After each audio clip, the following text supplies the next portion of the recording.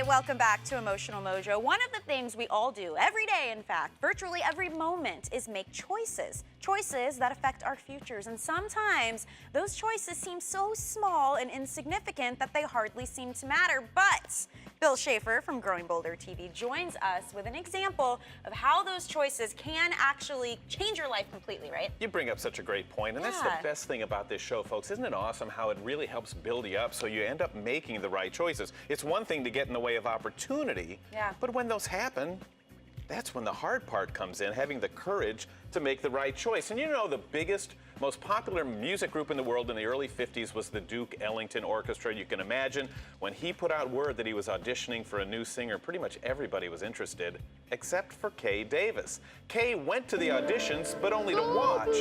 But her friend dared her to give it a try, and somehow, some way, Kay Davis got the gig. It was a chance of a lifetime. She was basically in shock when not only did Ellington tell her personally, but when he told her that her very first performance would be that night.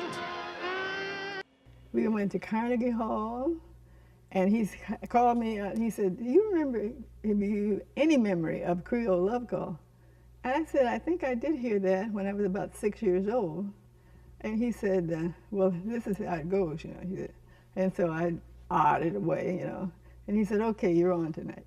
Carnegie Hall? And I said, what is he talking about? Wow. Totally mind-blowing. And Duke wasn't just talking about Carnegie Hall, but the greatest venues all across the country. Her career took off. Kay was on the verge of becoming a big star on her own, but then she had to make another choice, this time a tougher one, between continuing her career or bowing out to go home to her husband and start a family. And you know, that was a different era back then, Michelle. Can you imagine what would you do? What did she do?